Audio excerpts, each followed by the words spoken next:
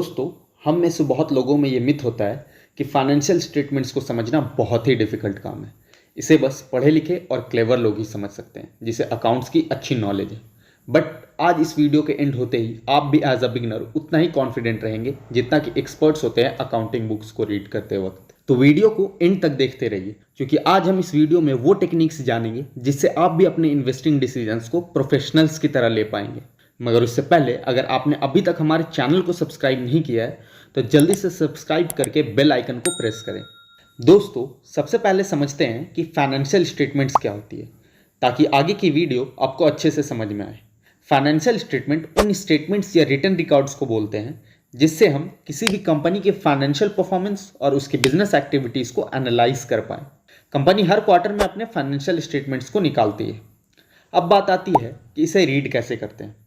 इसे रीड करने के लिए हमें 3 स्टेटमेंट्स को रीड करना आना चाहिए। हर कंपनी की 3 फाइनेंशियल स्टेटमेंट्स होती है: income statement, balance sheet and cash flow statement. दोस्तों, इनकम स्टेटमेंट की हेल्प से हम ये जानते हैं कि सर्टेन बिजनेस में पैसा लगाना हमारे लिए प्रॉफिटेबल होगा या नहीं। इनकम स्टेटमेंट का प्राइमरी फोकस ये बताना होता है कि किसी कंपनी ने सर्टेन पीरियड में क्या रेवेन्यू एंड एक्सपेंसेस की एंड उस कंपनी ने क्या नेट इनकम जनरेट किया है। एज अ बिगनर हमें इनकम स्टेटमेंट की 2 पॉइंट्स पे फोकस करना चाहिए: increment in revenue and increment in net income. क्योंकि किसी भी बिजनेस को लॉन्ग टाइम में सर्वाइव करने के लिए अपनी सेल्स को इंक्रीज करना पड़ेगा एंड अपनी सेल्स की प्रॉफिट परसेंटेज को भी इंक्रीज करना होगा। अब बात आती है कि रेवेन्यू से नेट इनकम कैसे निकालते हैं। तो टोटल रेवेन्यू और गेन्स में टोटल एक्सपेंस और लॉस को माइनस कर दे तो हमारा नेट इनकम निकल जाता है। दोस्तों, एज्यूम करते हैं कि ये ABC रेस्टोरेंट का मोस्ट रिसेंट क्वार्टर का इनकम स्टेटमेंट है। इस रेस्टोरेंट ने फूड सेल करके 60,000 कमाया है और इसने अपने सर्विस चार्ज से 20,000 का रेवेन्यू जनरेट किया है। तो इस रेस्टोरेंट ने टोटल 80,000 का रेवेन्यू बनाया है। नेक्स्ट है, इस बिजनेस ने टोटल इतने जगह पे अपने पैसों को स्पेंड किया है, तो इसकी टोटल एक्सपेंसेस हुई 55,000।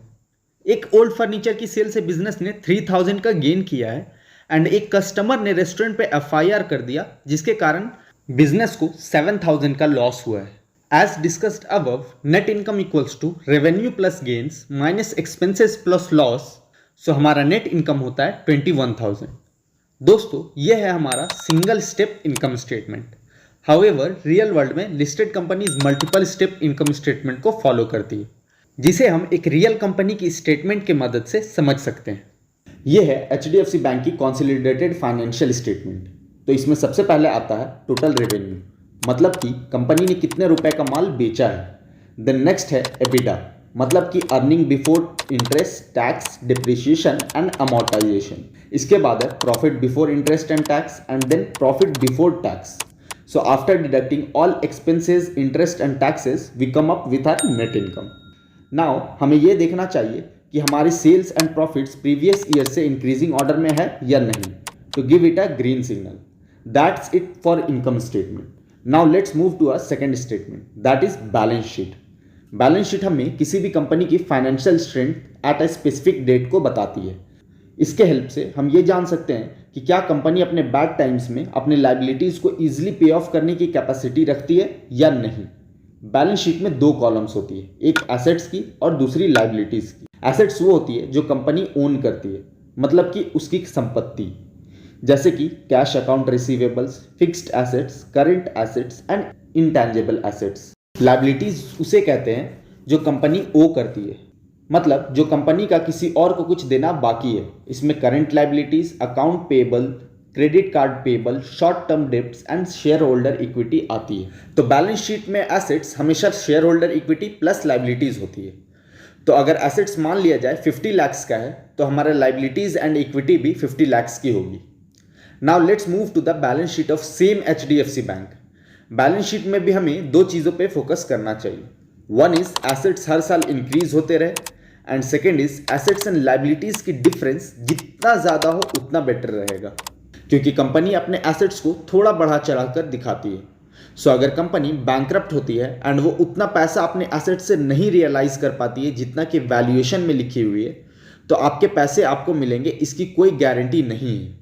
To be on the safe side, difference जितना ज़्यादा हो उतना बेटर है। So here in case of HDFC bank, assets तो इंक्रीज हो रही है बट एसेट्स एंड लाइबिलिटीज की डिफरेंस बहुत कम है, so it can be a bad decision to buy this. हमने दो स्टेटमेंट्स को समझा है एंड उसे चेक करना भी सीख लिया है। So now let's move to our last statement, that is cash flow statement. दोस्तों, कैश फ्लो स्टेटमेंट हमें कंपनी की कैश इनफ्लो एंड आउटफ्लो बताती है, मतलब कि कंपनी के पास कितनी कैश अवेलेबल है। अगर कोई कंपनी रेगुलर प्रॉफिट्स बना रही है बट उसके सारे फायदे उधार में या फिर कहीं और फंस जा रही है, तो चांसेस है कि कंपनी जल्दी बैंकरप्ट हो जाएगी। सो टू अवॉइड दिस हम कैश फ्लो स्टेटमेंट को चेक करते हैं एंड जानते हैं कि कंपनी ने अपने प्रॉफिट्स एंड ऑल से टोटल कितना पैसा एक्चुअली में रिसीव किया है, क्योंकि इनकम स्टेटमेंट से हमें कंपनी की पूरी पिक्चर नहीं मिलती है। पिक्चर अभी बाकी है मेरे दोस्त, पिक्चर अभी बाकी है। हो सकता है कि अपने सेल्स को इंक्रीज करने के लिए कंपनी अपने किसी फ्रेंड के नाम से बिल बना दे एंड पेमेंट के टाइम उसे कैंसिल कर दे। तो इनकम स्टेटमेंट की मैनिपुलेशन को रोकने के लिए हमें कैश फ्लो स्टेटमेंट देखना नेसेसरी है। आइए देखते हैं हम फिर से HDFC बैंक की कैश फ्लो स्टेटमेंट को। दोस्तों, over the period of time इस कंपनी ने बस एक बार पॉजिटिव कैश फ्लो जनरेट किया है। मोस्ट ऑफ द टाइम ये नेगेटिव रही, so it can be a risky decision to buy this. Now इस वीडियो में हमने समझा कि फाइनेंशियल स्टेटमेंट्स की क्या इंपॉर्टेंस है एंड जाना कि कैसे हम income statement, balance sheet and cash flow statement को रीड करके अपने लिए बेस्ट स्टॉक्स चुन सकते हैं। सो हमने आज की लेसन में जाना कि इनकम स्टेटमेंट हमें किसी भी कंपनी की revenue, expenses and net income को बताती है। एक अच्छी कंपनी की रेवेन्यू एंड नेट इनकम हमेशा इंक्रीज होती रहनी चाहिए। सेकेंड, हमने देखा कि बैलेंस शीट में दो कॉलम्स होती है, एसेट्स एंड लाइबिलिटीज़ की। एसेट्स हमेशा लाइबिलिटीज़ प्लस इक्विटी होती है।